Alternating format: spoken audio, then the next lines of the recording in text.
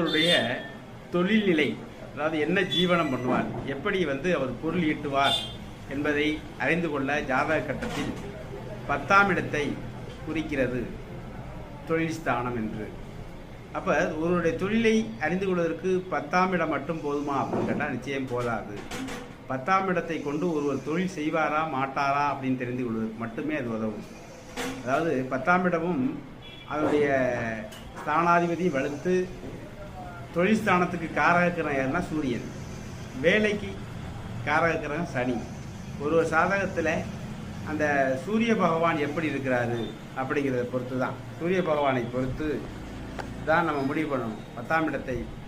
இப்போ எப்படி சொல்கிறோம்னா, சூரியன் வலுத்திருந்து 10ஆம் இட அதிபதி வலுத்திருந்தால் ஒருத்தர் தொழில் செய்வார்.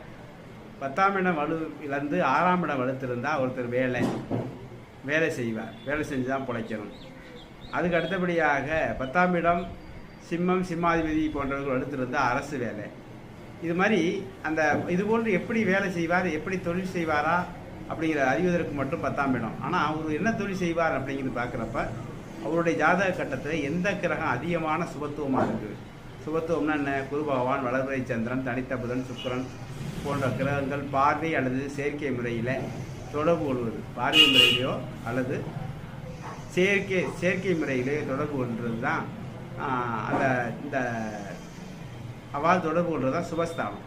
அப்படி எந்த கிரகம் அதிக சுபத்துவமாக அதிக ஸ்தான வலிமையும் பெற்றிருக்கணும். உச்சம், ஆட்சி, மூல, திரிகோணம் போன்ற வகையில் வலிமை பெற்று தொழில் ஸ்தானமான 10ஆம் இடத்தோடு தனஸ்தானமான 2ஆம் இடத்தோடு, அதாவது ராசி மற்றும் லக்கணத்துக்கு 2 வகையிலையும் பார்க்கணும். ராசி மற்றும் லக்கணத்திற்கு 2ஆம் இடம் 10ஆம் இடத்தோடு அதிக சுபத்தன்மையோடு நல்ல ஸ்தான வலிமை பெற்று தொடர்பு கொள்றா அந்த கிரகம் தகுந்த தொழிலை தான் ஒரு மனிதன் செய்வான். ஒருவர் ஒன்றுக்கு மேற்பட்ட தொழில்கள் செய்வதற்கு காரணம் 2-3 கிரகங்கள் அதிகமான சுபத்துவம். அதில் முதல் தரமான சுபத்துவம், 2ஆம் தரமான சுபத்துவம் அப்படிங்கிறதெல்லாம் இருக்குது. உதாரணமாக ஒரு ஜாதகத்தில் ராசி லக்கணத்துக்கு 2-10ஓடு செவ்வாய் அதிக சுபத்துவம்னா மருத்துவம், இராணுவம், போலீஸுங்கிறோம். அதே மாதிரி புதன்னா சோதிடம், கணிதம், கணக்கு, கம்ப்யூட்டர். அதே மாதிரி குரு பகவான்னா போதகர், ஆசிரியர், நீதிபதி. சனிநாதாக வழக்கறிஞர், ஏரோநாட்டிக்கல் இன்ஜினியர், மெக்கானிக்கல் இன்ஜினியர். சுக்கிரன் கலை, சினிமா போன்ற விஷயங்களில். அடுத்து ஆர்கிடெக்ட் இன்ஜினியர். இது போன்ற அமைப்புகளில் சொல்கிறோம். இது மாதிரி ஒரு ஜாதகத்தில் சூரியன் அதிகமாக சுபத்துவமாக இருந்தால் எலக்ட்ரிக்கல் இன்ஜினியர், அறுவை சிகிச்சை நிபுணர் போன்ற அமைப்புகளில் சூரியன் வலுவாக இருக்கக்கூடிய நிலைகளில் அது சொல்கிறோம்.